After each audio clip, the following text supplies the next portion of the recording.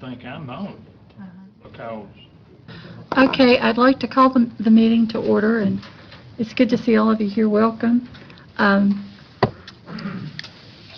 It's a continued meeting, so I think that we're going to go ahead and go to the land use emergency ordinance.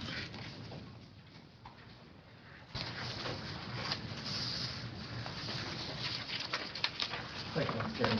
I was at the last meeting and spoke board about wanting to have an emergency ordinance where we would be allowed to go ahead and extend the period of time for land use applications to be from 30 days to 90 days. That works better for the farming community. This, as I mentioned, enables us to do a mass mailing, which allows farmers, for example, especially in the rural areas, to where they don't have to leave the farm. They receive the application. It's pre-filled. They're able, at their leisure, to look at it at their kitchen table and be able to address it without spending a half a day coming to the courthouse. Right. In the middle of the end of winter, early spring. I left information, and I think council was going to review whether the board should vote on that at that time. Yes, I emailed memo to all the board members late yesterday evening with a draft amendment. I copied Ms. Richardson in your office. Had you seen that? Were you able to see that draft? She had reviewed it and said she thought it looked okay. To amend the county code to change the days which you have time to apply, which is going from 30 days to 90 days. Yes, sir. And the current fee is $20 to make the application, plus 10 cents for any acre above 50 acres. And my understanding, the recommendation is to change it just to a flat fee of $15 per account number, which may include more than one tax parcel, depending on how that account number is assigned.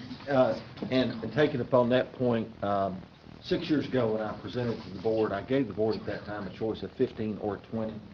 They chose to go 15 at that particular time. I wanted to go ahead and bring these numbers to the attention of the board, which shows the amount of revenue that is generated with the proposal, giving the alternatives for the board. It's at the discretion of the board, whatever the board wishes to do. If you look at it, it goes through and it will show you that at $15 per parcel, that generates $42,990. At $20 per parcel, it creates $57,320 for a difference of $14,330. The annualized cost, because it's a one-time application fee that covers 6 years, so your annualized cost to the farmer per parcel comes out at $15 to $2.50 per year, and at $20 it comes out to $3.33 per year. The monies, I want to add just informationally for the board and general public, these funds go whenever they are paid to the treasurer's office. They do go into the general funds, which are therefore then able to be applied to any funding that is necessary. They do not go into my budget, per se. And we just work within a framework of what our budget is, and we have a policy that we work with what we have. If we need additional funds, we'll let the board know it. Ms. Richardson, is there a difference between parcel and account number? Is that interchangeable words here? Really what we're looking at is account number. Okay. Because sometimes you may have a piece of property, maybe an old subdivision or something, and it may have all those little parcels, but it's one account number. Right. Okay. If you're out in the country, and if you're before, I believe it's 1981, and you're in what's called a subdivision, you still can be in land use. If you're after 81, you cannot. So the numbers reflect the account numbers or the number of parcels? The 2,866? Account numbers. Account numbers, okay. Let me look back to the one who knows. I was just curious on the map. Notice, I went to the person who knows, which is my real estate person. Okay. And I want to mention that about my staff when I have an opportunity. Dolly and my staff, I'll tell anybody I got the best in the Commonwealth, without a doubt. We always hear you say that. That's a fact. So the recommendation is to change the current ordinance, the application time, from 30 days to 90 days. Yes, sir. and then for this board to set a fee. The past fee on the last thing was $15. Yes, sir. So, do you have a recommendation on the fee at this time? The fee at this time, the amount of $15, we're able to work within that. As I said, it doesn't come into our budget, and I think that because we work on land use, a lot of people think that the land use app period is only, that we only deal with land use during this 2 to 3 month period. My real estate individual, my deputy who happens to be here tonight, you know, she's having to deal with land use all the time, whether it's a piece of property that is split, and she has to sit down and calculate how much is woodland, how much is pasture, and she has to recalculate it and distribute it to the proper accounts, or if there's rollback taxes, or a myriad of various issues that she would have to deal with. It's not a one-time deal. We're dealing with it day in and day out as lands transfer and or are split. It's at the discretion of the board. Any questions? Any discussion? Madam Chair, in passing this ordinance tonight, if you were to pass the ordinance, the amendment to the ordinance, that's done on what we'd call an emergency basis because this has not been advertised. And that makes the amendment valid for 60 days for the county to be able to go and advertise the adoption or the readoption of the emergency ordinance that we passed tonight. And then you have a public hearing within that required time frame, and then we would come back and readopt this ordinance at that time if the board so chose. If the board chose not to, then it would revert back to what it is currently now. Mr. Chairman. Yes. Madam Chair. Yes. I would make a recommendation that the $20, I'm in the land use program, and $3.33 a year is still a mighty bargain at that. I'd like to make that recommendation. Is that in the form of a motion, Mr. Yeah. Paul? Is there a second? Second. All in favor? Any opposed? Okay. All right. Thank you, I Joe. thank the board for your time. I appreciate council's. So just to clarify, was that motion to adopt the amendment with the $20 fee? Yes. Okay, that's what I In thought. 90 days. And And Yes. 90 days. Thank you very much. Appreciate the board's time. Okay, I think we can go on to the Board of Zoning Appeal appointments. So the floor is now open for those, if anyone has an appointment to Madam make. Chairman, I'd like to appoint Mr. Ken Davidson in the QI district. Okay. Second. All right, any discussion? All in favor? Any opposed? Madam Chairman, I'd like to appoint John DeBus III in the Sawville District. Second. Any discussion?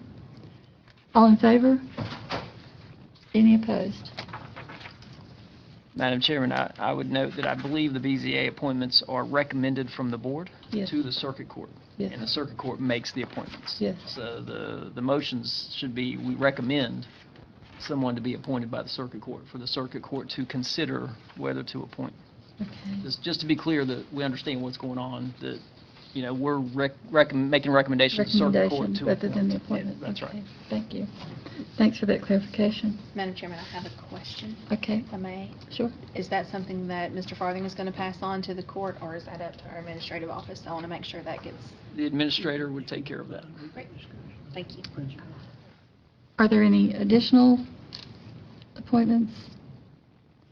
If not, I would like to make an appointment or a recommendation to the BZA board from the Royal Lake District of Mr. Noel Johnson.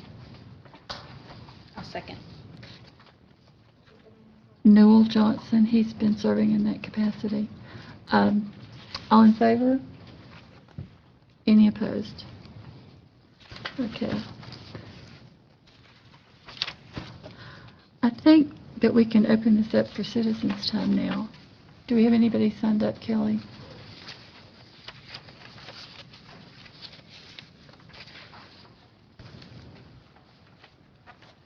Nobody. Nobody signed up? Is there anybody that would like to speak tonight? Okay. All right, well, we'll move on with the contract with Mount Rogers Planning District Commission for an interim county administrator. Lisa, I think you're going to discuss that. Mr. Chairman, if you look in your agenda packets there on pages 5 and 6, there is a copy of the contract from Mount Rogers Planning District Commission for an interim county administrator agreement between that agency and Smyth County, Virginia. I'd like to read over that, and I guess just put it before approval.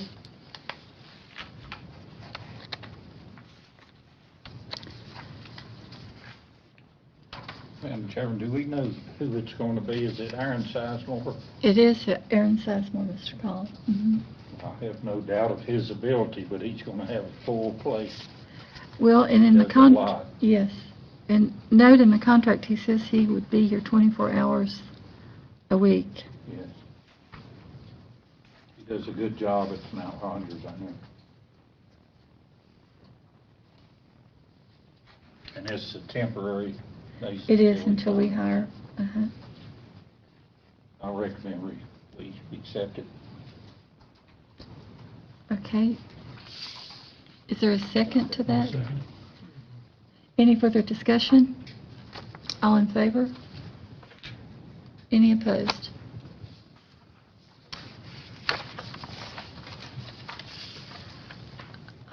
Also tonight, we need to appoint a clerk. Do we have a nomination for a clerk for the board? Madam Chairman, I would like to make a motion to appoint Mount Rogers, which will be Aaron Sizemore, as the interim clerk. Okay, do we have a second? A second. All in favor?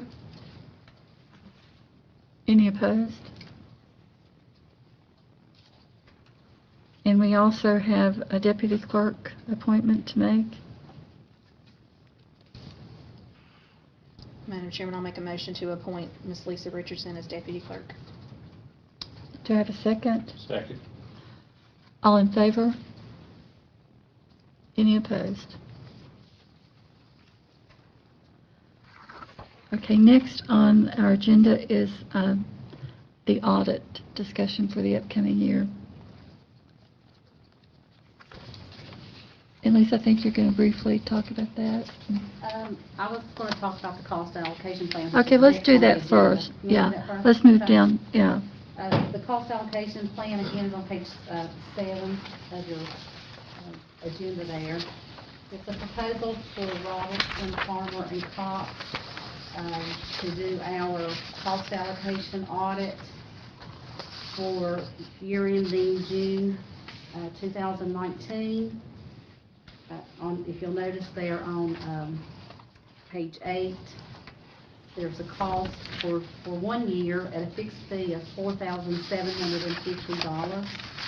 And they also have an alternative to do a 3 years, 2019 through 2021, for the price of $12,750. So that's about $500 less for the 3-year period each year. So they've asked us to choose one option there. The county selects the 1-year option.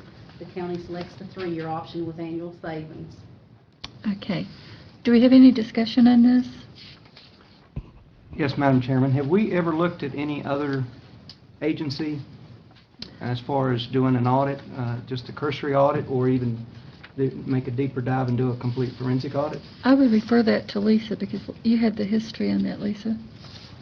This is just the cost allocation, which is to cover the indirect expenses that can be, I guess, recouped, for a better term. Not just the audit itself, to set aside. Now, I think the forensic audit you might want to discuss there. Okay. Under item 7 for the audit. Okay. Okay. And I will say, Robinson Farmer Cox has done this for us for a couple of years. We have in the past had other organizations that did the cost allocation plan. But this case is separate from the actual, as I understand it, it's separate from the actual audit. So for my own ignorance here, what exactly are they doing For the cost allocation? for the cost allocation, yes? If you'll look there on page 7, they explain, details the cost of direct or indirect services provided by the county to any department or unit of the county that's performing federal grants or contracts. It's the most accurate and reasonable basis of indirect cost allocation based upon the central service beneficiary department relationships as they exist during the fiscal year. It's an aggregation of financial and other data from the county's records that's necessary to compute the allocations. Use the client data to compute allocations and assist in preparing the necessary documents and forms required for submission to the reviewing agency.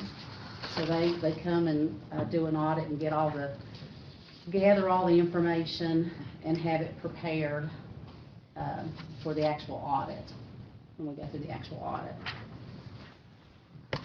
May I elaborate a little bit? Yes. Once they do the actual audit, they come back and they do a completely separate report. In that report, they break down services like our maintenance. You know, we provide maintenance in this building, which benefits the school board, which benefits social services, where we can get reimbursed from the state based on the square footage that the maintenance department spends for social services. So they have different units and different ways of allocating costs. And they'll have probably 50 different costs that they allocate. And that way, the county will get money back from the state for something that we allocate where they reimburse. And it makes a pretty good savings to the county to be able to get that as accurate as possible, and it's based on the audited financial figures. So really, who does the audit, it's easiest for them to also do this cost allocation. So, you know, I have no question combining the two things we're looking at here, 6 and 7. I have no problem with Robinson Farmer Cox doing the current year audit. They should do the cost allocation. The question is, you know, with us wanting, at least we're talking about here right now, a forensic audit. If they do that, then they should do the cost allocation. But if someone else does it, we need to consider, who does that audit should be at least given a chance to do the cost allocation, because they are more familiar with the current audit figures. Does that make sense? So my understanding that maybe we would just want to go with a one-year contract. Right now, That's what I would, yeah. that's what That's I'm hearing my you say. suggestion, Yes, I would agree. yes. Okay, do we have a motion? I'll make that motion. Is there a second? Second. Any further discussion? All in favor? Any opposed? Okay, so now we'll back up and talk about the audit. And normally, in January, we start to put out bids for our annual audit for the county. And I know there's been some discussion about maybe doing something a little different this year. And so that would affect maybe having a broader RFP to address that. So I would like to hear some discussion from the board and some thoughts on that, because it had been mentioned maybe a forensic audit. Yes, Madam Chairman. My personal opinion is that, or let me back up and say, from my understanding, I don't know that we've had a deep dive audit forensic in the last potential decade. And I think it would be wise and prudent to at least take a real deep dive into our finances to at least get to a ground zero of where everything truly stands.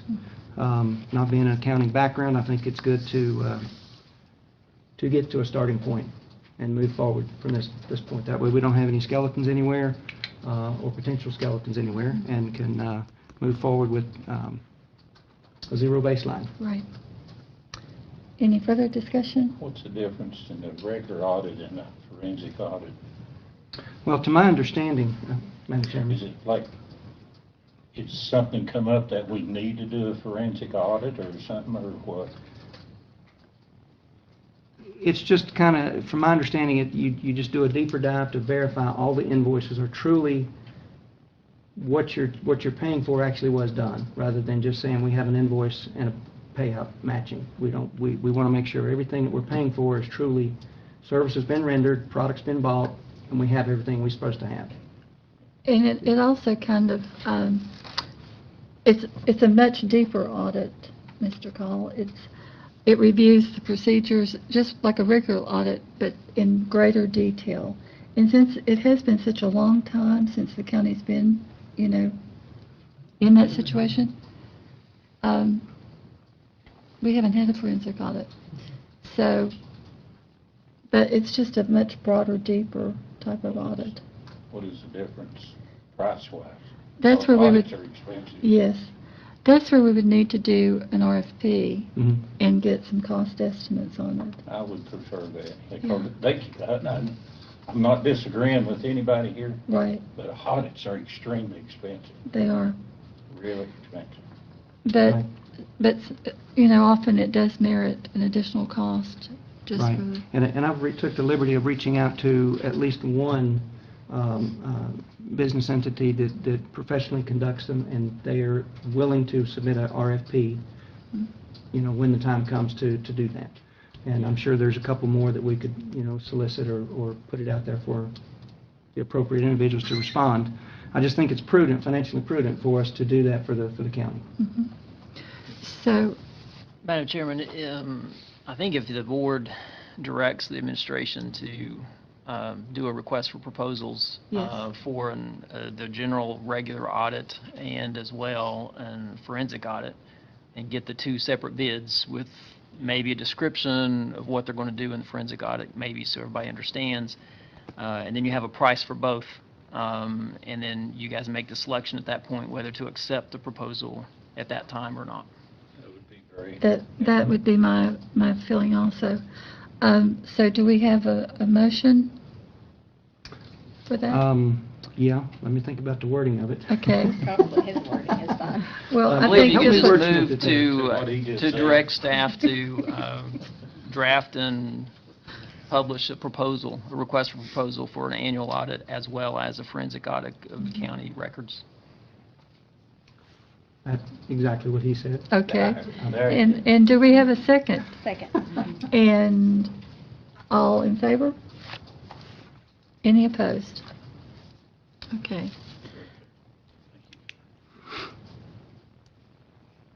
We have a budget amendment request from Lisa.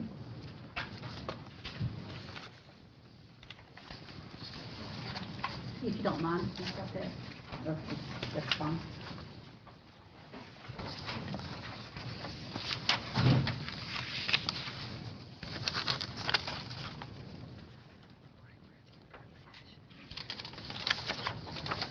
Madam Chairman, last time at your board meeting, you guys approved to allow the clerk's office to spend money out of Fund 770.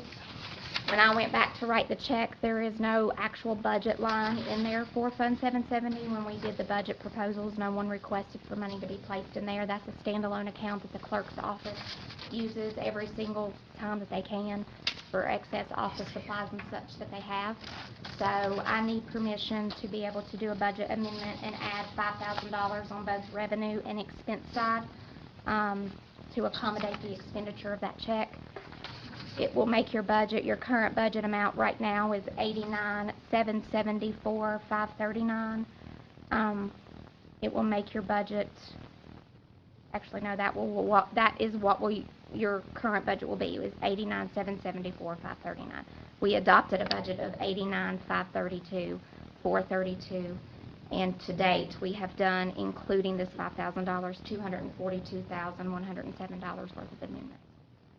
We have to stay within a 1% threshold and not advertise for that. Mhm. You're still $895,324.32 away from that.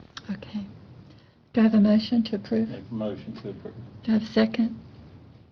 Second. All in favor? Any opposed?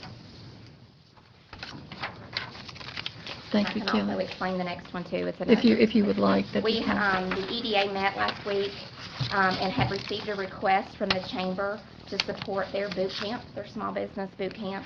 And Sarah is needing, from the chamber, is needing the funds now. I think they're waiting to award the winner. So they have asked, the EDA has asked to expend $10,000 from their Fund 4. And that is a fund that they keep, that is strictly just theirs. Move Good. to approve, Ms. Madam Chair. Okay. We'll have to get you- It's okay. All in favor? Any opposed? Thank you, Kelly.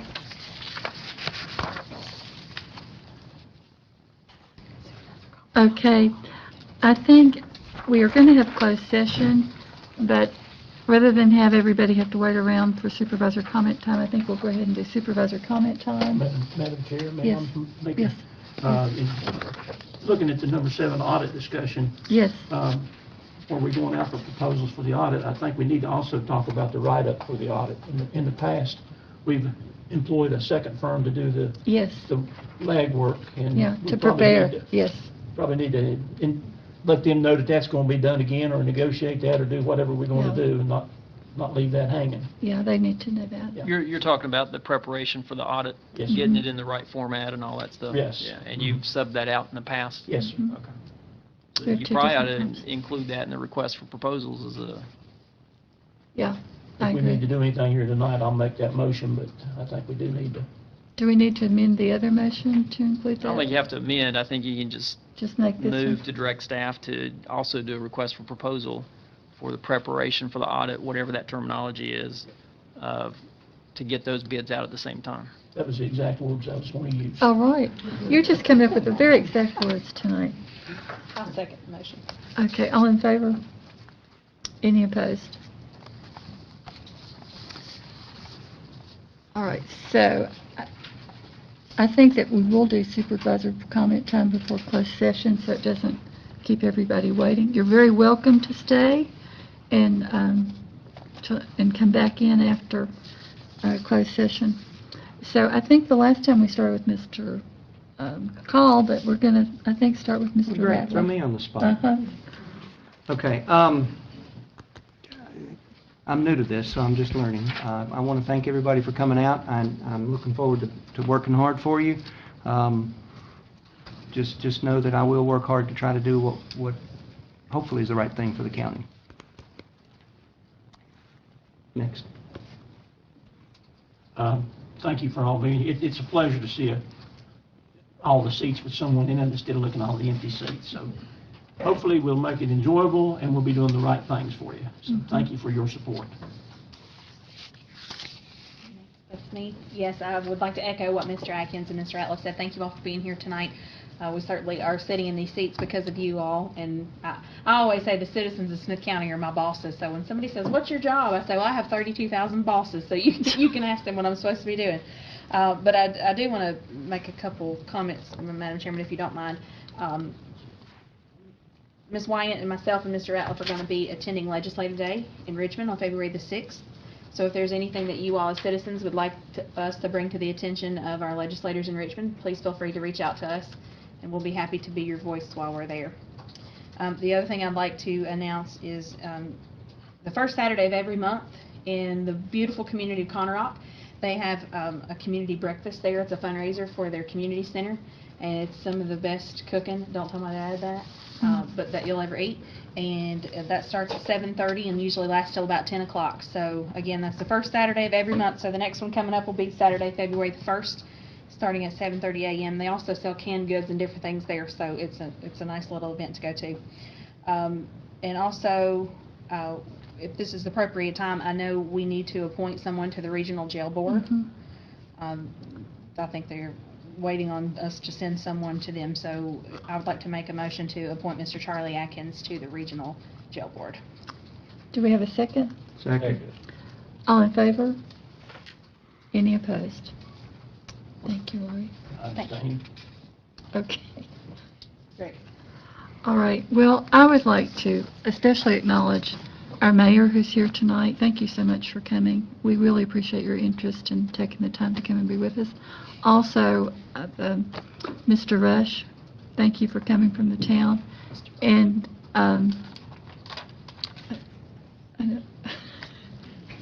and Jim Barker from the town council. I did it. He snuck in. I just looked up and saw him back there. So we really do appreciate you being here and taking an interest, and we look forward to working with all of our towns. So thank you, and thank each one of you for being here, because like Lori said, without you, there would be no us. So we're here to help and make this a better community. So thank you for all you do. I'm Mr. good. Blevins? Okay. Mr. Again, Con- thanks for being here and just ready to get this year going, hit the ground running. Just hope everything turns out good, like see businesses and everything else happen. take anything we can get. Look forward to another balanced budget. I'm referring to the budget committee. Yeah, Be careful going home, thanks. thank you. Okay, we need a motion to go into closed session.